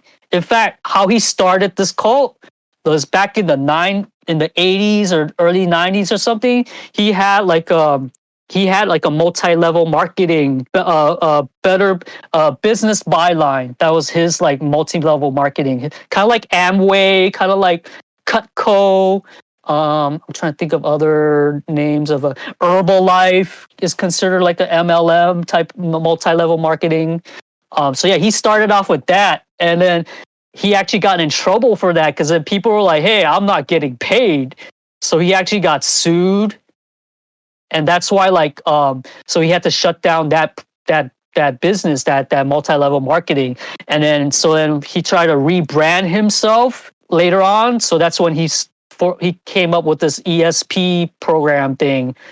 And because at that time there was like, Tony Robbins was popping off, self-help type stuff was popping off. So then he was like, okay, my next angle, I'm gonna go this way. Then he met the second lady, her name is Nancy Luzeman or whatever. She was like an NLP coach, neuro-linguistic programming. Basically, it's like a way how to speak to people and can like kind of like get what you want with the words, the way you speak, how fast you speak, how slow, or like how excited you are, like ways to control your communication. Yeah, it's really weird. Like, and that's the way you can like influence people. I know, right? and it works. It pitches to people for business. It's like, oh, like, so if you're a salesperson, you can use this to like improve your numbers and things of that nature. And then they extend it like, oh, you can use this for your relationships, with your family members, and just to like you improve your life to get what you want to, in your life, to make it more special, whatever, achieve your goals, things of that nature. So then that's when that Nancy lady came in, and then so then they have their own special titles, like Keith Raniere. So the DOS program, he's a grandmaster, but to the NXIVM, the over umbrella people, everybody had to call him Vanguard. Vanguard. Yeah, and then in the Vow documentary, they said it was inspired because he used to he had this video game, like one of those arcade machines. There's a game called Vanguard that he liked to play. Okay. And then it's just like a play on word, like Vanguard, like he's like the main guy, the face, the master, the lead guy of the movement. And then the Nancy lady, her thing was called Prefect. So people would have to call her Prefect Nancy, and then Vanguard for Keith Raniere. I love it. It's fucking crazy. Because like when I was watching this thing unfold, there's just a couple of things that I noticed was like all the celebrities and actors that they got involved in this. Because then I don't know if I shared it with you, but then Michael Rosenberg, he worked on Smallville, and he has that podcast, right? What's it called? Inside of You. He just recently interviewed the lady, one of the ladies. Was it her name? Her name is Sarah Edmondson. So he did an interview with her, and he was just talking about like they brought up like, hey, you worked on Smallville, and you were around Allison Mack. Like, did you see anything weird like what was your what was your relationship with her? He was just like, oh, she was a sweet girl, you know. She didn't really, you know, she might have mentioned she was doing this like self-help, like leadership type program thing, but then she didn't really like get in with him. Like she didn't try to recruit him heavily, is what he was trying to say. And he didn't really notice anything too weird. The only weird experience he had was like there was this one time for some reason like she came over with some friends, like her, another girl, and like two dudes or one dude, and then they just automatically like made themselves at home in his house, start pulling pots and pans out in his kitchen and then start cooking and stuff. And he was just like, what the fuck is going on? Like, why are you guys just up in my kitchen just cooking? Like, I didn't even give anybody permission or anything. They just kind of like went at it. And then he at some point he's like, okay, it's time for everybody to go. And then the one guy got really angry at Michael Rosenberg, and they're like almost like gonna scrap the way he's made it sound like they were about to fight or something like that. Dang. Yeah. So he was like, yeah, he's like, that's the one weird experience he had with Allison Mack. What was I saying?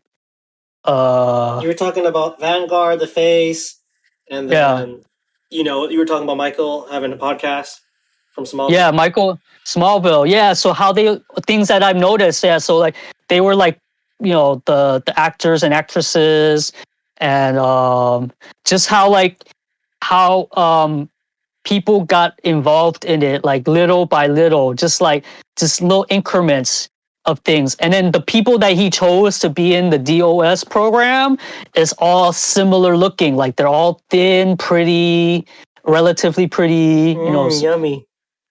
Right. Like, I'm just kidding. there wasn't it wasn't too diverse. It was like mainly a lot of white people. I noticed maybe like an Indian here and one black person there. Wow, but it was predominantly like white women. Yeah.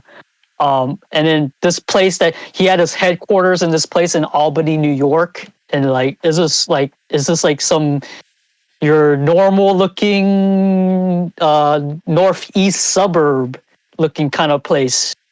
It also like gave me a little bit flashback because I was watching this and it was like giving me flashbacks to the cult that I went to. And then I was like, yeah, I remember doing seminars, like the weekend seminars and then the 90-day. And I was in this little room.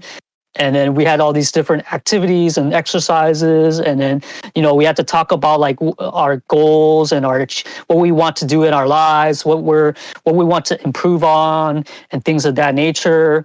And I think for a lot of these groups, that's how they start off. It's like it's very light.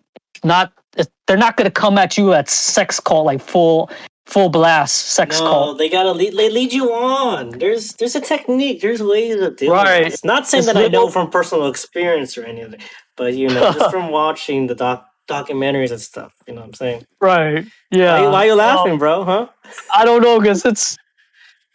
Oh man, you don't want to get me on a laugh attack. Okay. Okay. Yeah, they start off small and then they build their way up. Like, and I had the same feeling when I was watching The Vow. I was flashbacking to that. Like, it started like I was just going through the first two explore and realize seminars. They're on the weekends, and like I remember when the Sarah and India talk about their experience, like how they had to like give up a lot of things in their lives, and what they normal type of stuff like that they would normally be doing, and they became more devoted to the organization, the cult. Is like I was like, dang, that kind of sounds familiar. Like I remember, like just little by little, like everything started. Like I was talking a lot more about New Era, like that. That was the group that I was in. Yeah. Sorry, I'm laughing. Zobe was in the cult. Yep. Yeah. Yeah. Well, it's like hey, if I help you and I will help you work on yourself, I'm gonna need something back in return. That's how it works. That sounds kind of creepy. Yeah, I'm sorry. I don't know why I did it like that voice, but yeah. Yeah. No, like that's exactly how it works. It's like little by little, they make you more dependent on them.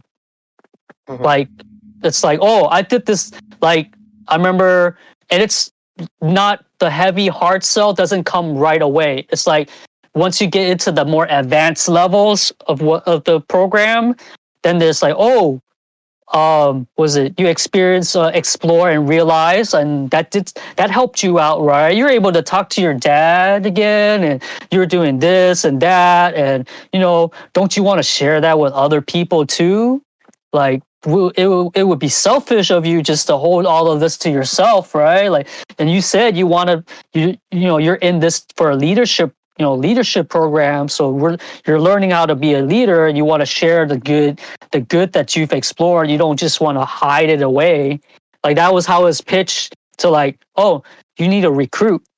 And then later on, as things progress, it's like, dude, you're not about your word. Like you said you're gonna bring one person in, and then you didn't bring that person in, so you're a liar. Blah, blah, blah, blah. Then and then I was watching The Vow, and I saw the same thing play out. It was like their heavy recruitment, and then they use the same terminology as enroll. They don't never say recruit or sell or buy or any of your traditional marketing language. Yeah, it's a no-no.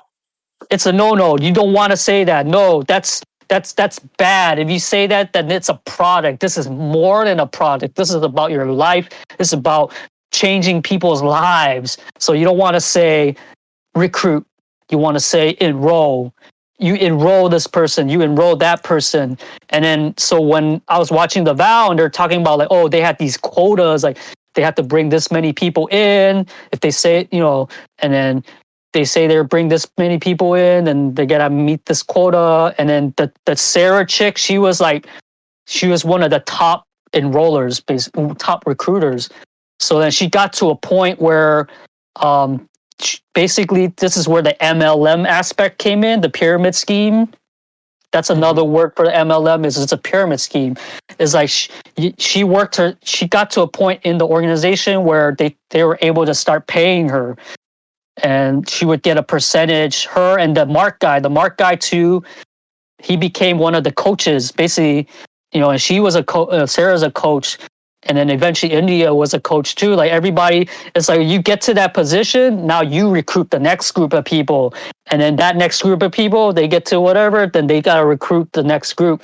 And then if you get to a certain point, and it's really hard to get to that point. Not too many people get to that point, but like someone like Sarah and this Mark guy, they got to that point where like they got to see a little bit, like 10%, 5%, something of every like recruitment, because it costs money to be in these workshops. Like you pay thousands of dollars. Mm-hmm. Like I remember for my thing that those first 2 weekends, I think they were like the 2,000, I think total, and then the third 90-day part, that was another 2,000. So I spent like a couple of thousand just to do the whole thing. You did? And then, to be a part of the cult? Damn, that's crazy.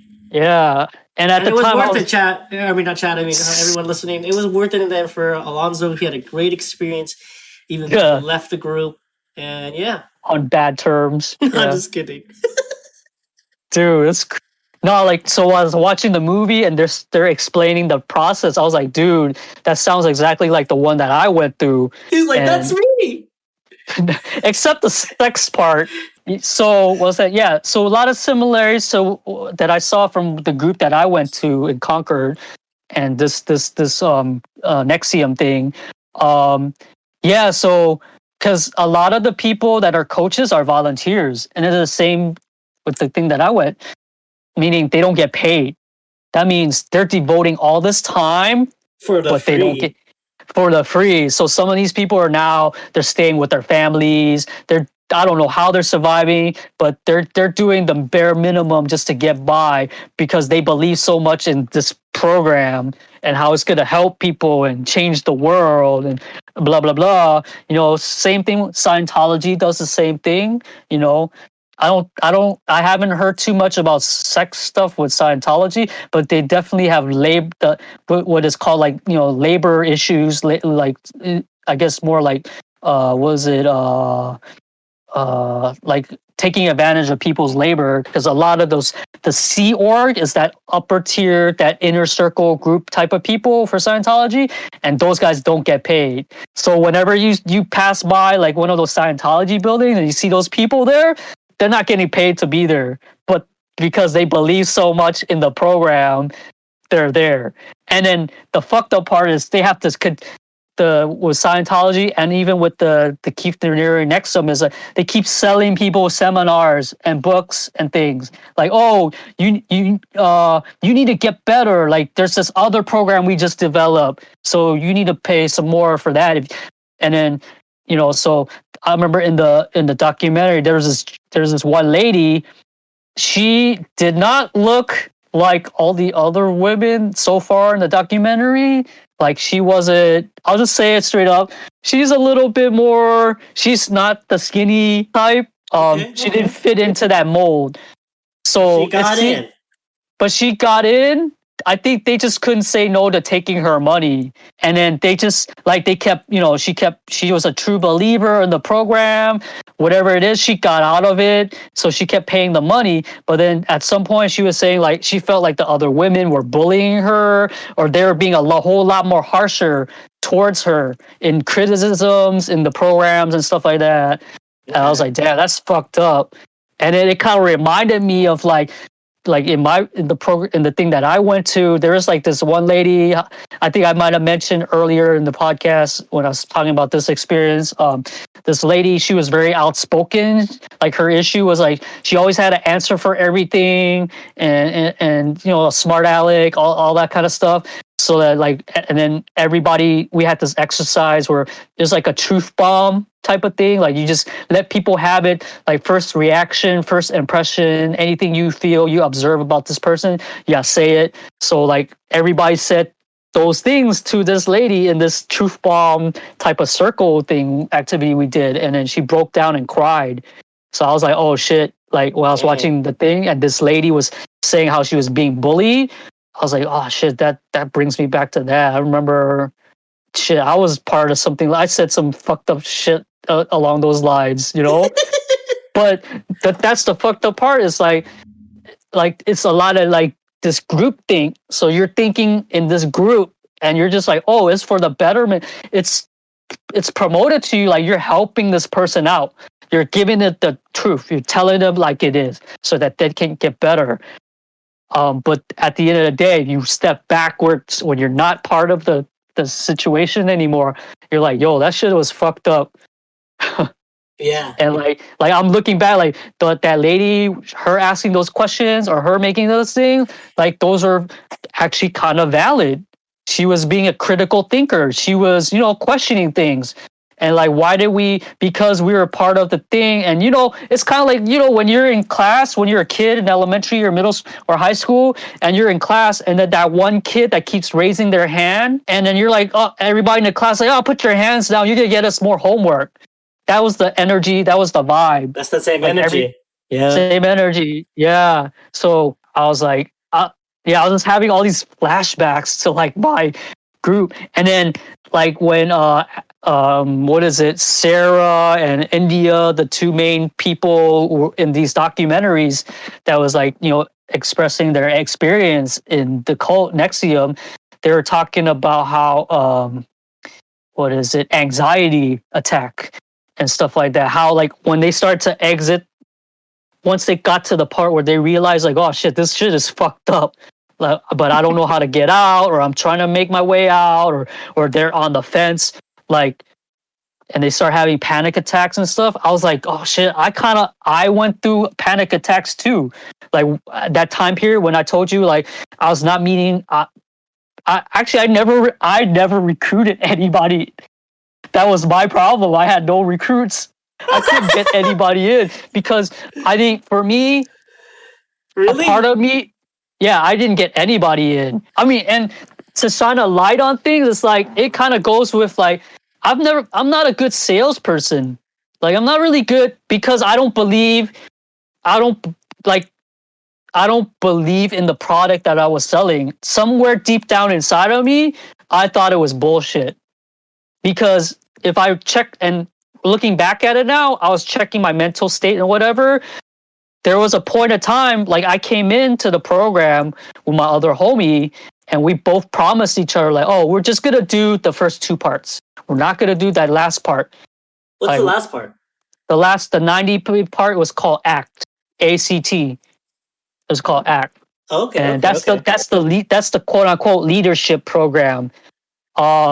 So but for some reason, after I did the second part, the second weekend, realized I was like, you know what, I want to find out. Because I always had a passion, like to be some kind of like do something in the community, some kind of community, like learn about leadership skills, that thing. Because since I was like in elementary school, I was like a student council member always, and then now I'm like, with my Zulu work and stuff like that. I've always been like some kind of community related type. Right, exactly. So that's what I wanted out of the ACT program, right? But I didn't realize that after I took the second weekend. I was like, fuck, I should do it. I was like, and then here's how I got conned into doing ACT. There's this one guy, I think he was like a plant. Looking back on it, he's an older gentleman, a boomer, if you will. His thing was he had like a leg problem, a paralysis or something like that.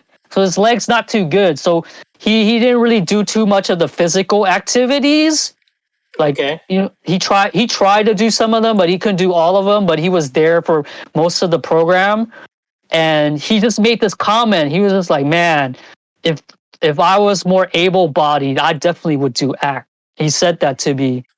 After realize the second weekend, like there's a portion like, are you gonna sign up for the next program?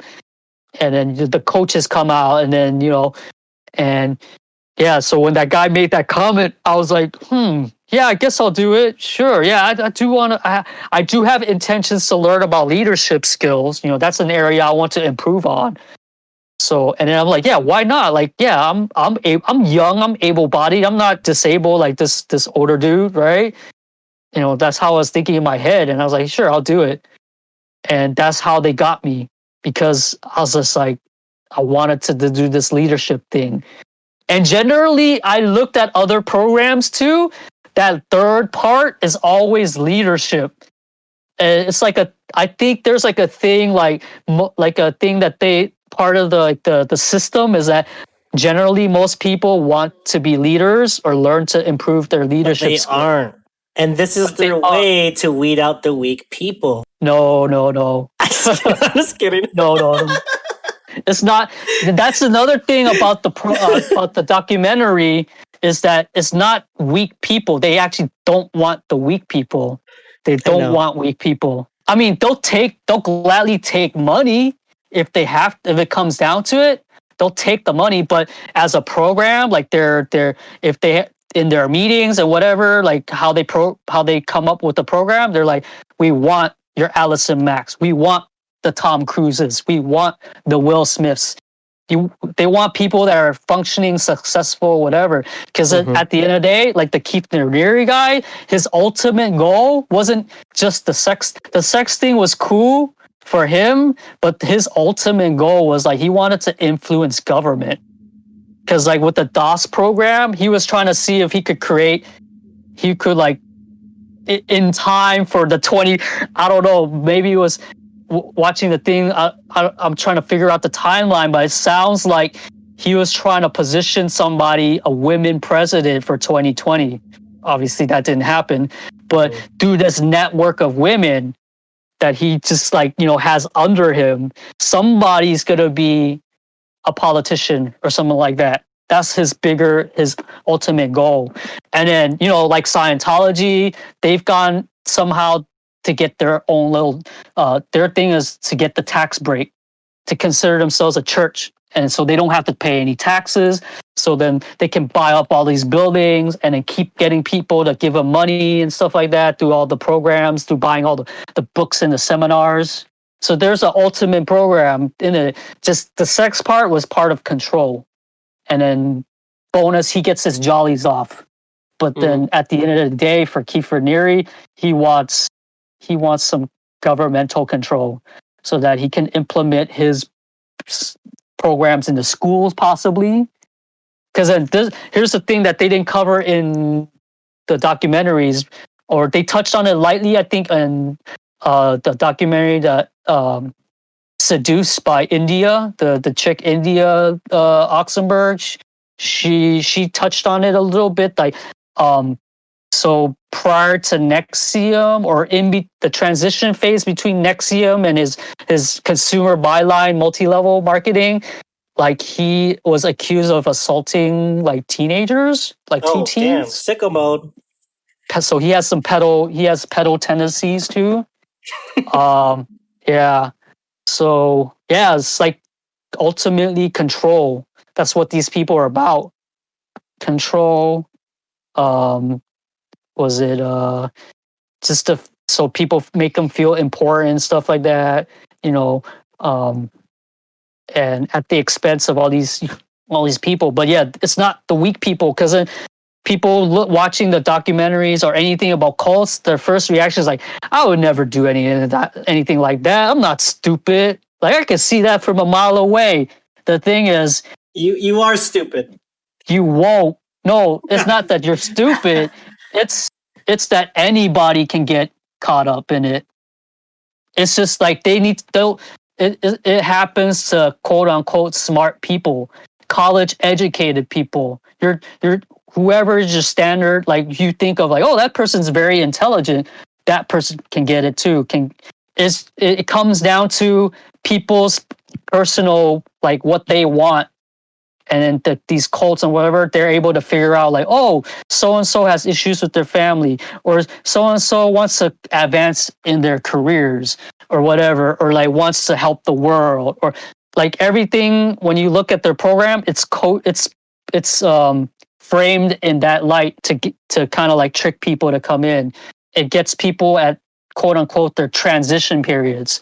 So it's like anytime like people in general out there, okay, the time that they would come in and like these cults you'll be successful to these cults, I would say your mid-20s, because you're going through a transition period right there. You're like, I'm done with college, or you're at a point where you're like, well, what am I going to do for the rest of my life? Anytime you're like, what am I going to do for the rest of my life? That's when they come in. That point. And then for older folks, I would say like your middle age, when you hit like your 40, 50s, and you're like, oh, I've done this career.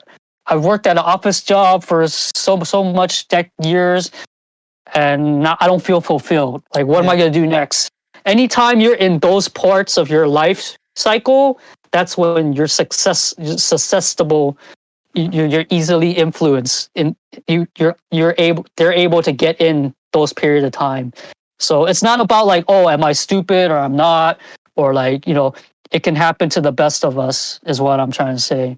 What about for you? Like, do you know anybody that has been involved in like multi-level marketing or a cult? Well, just to end it off, I'll just say this.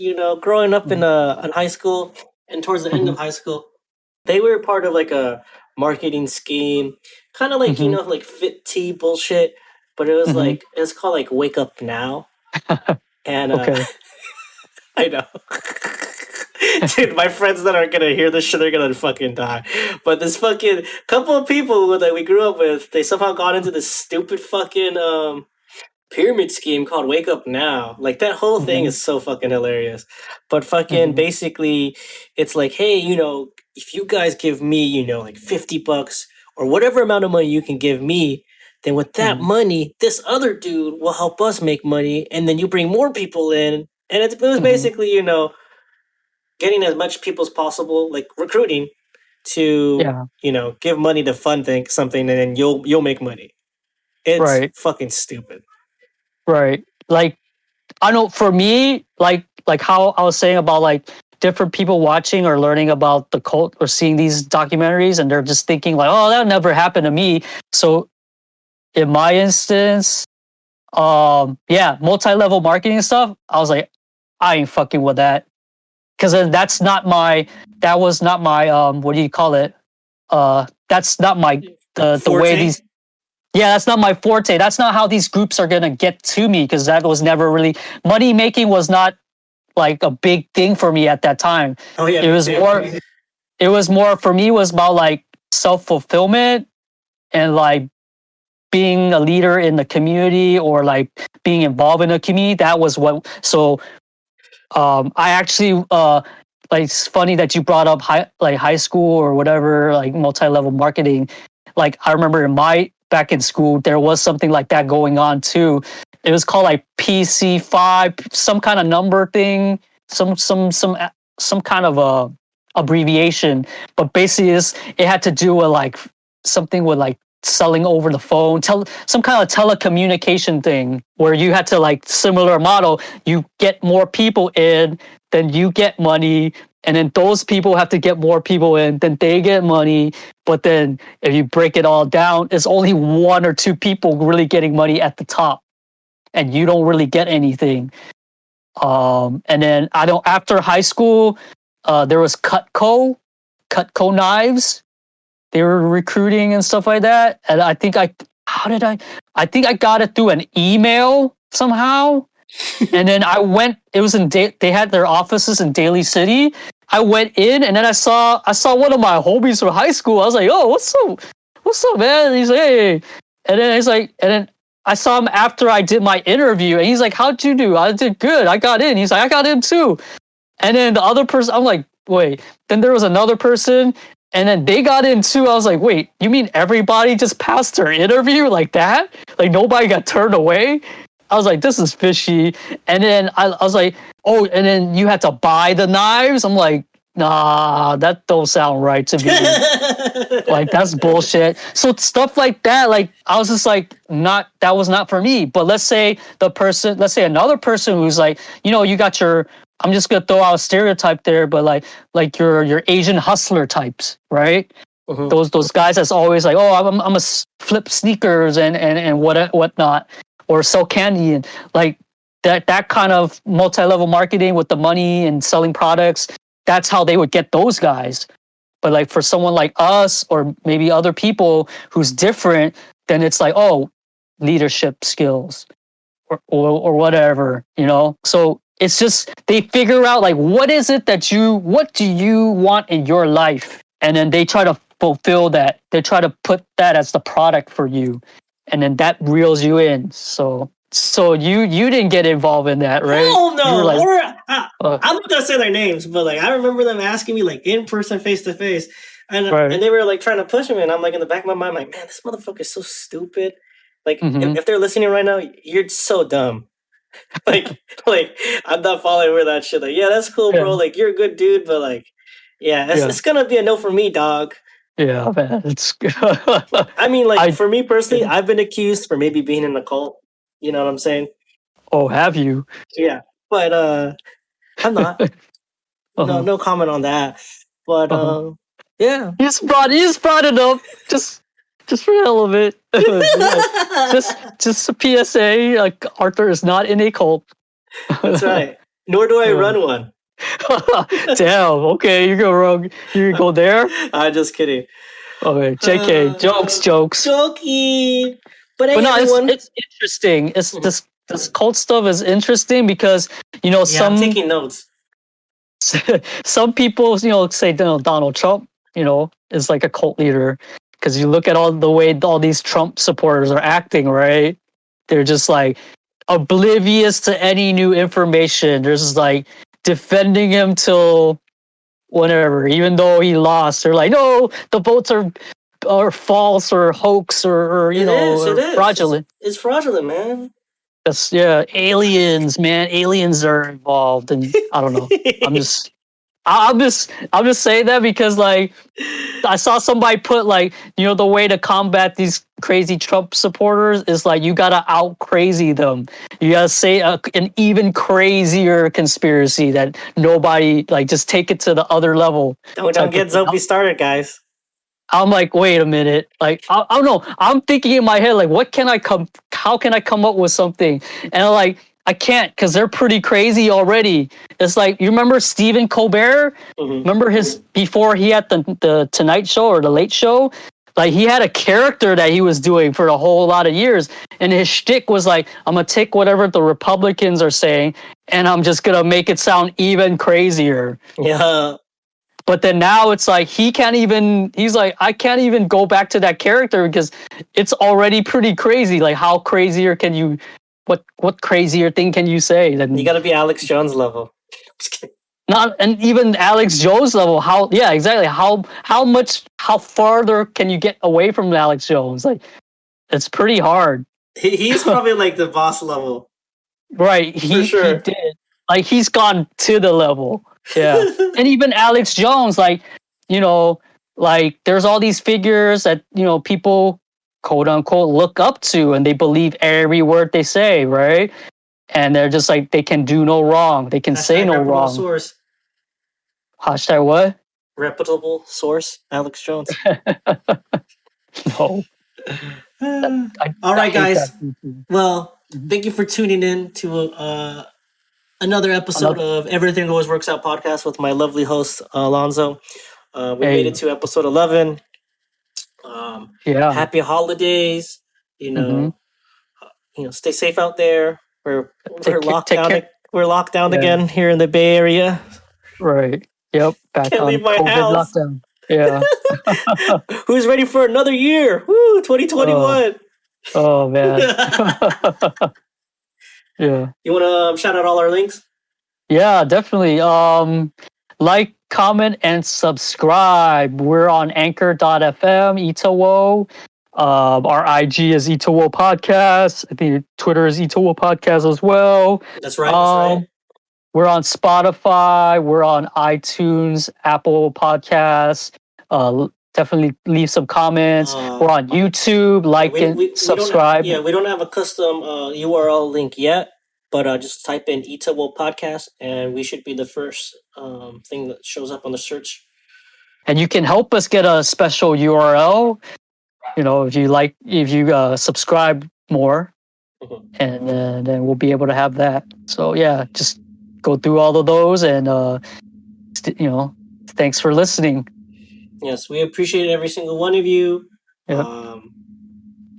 Let us know in the comments if the audio's messed up. Anything you'd like to see us particularly talk about.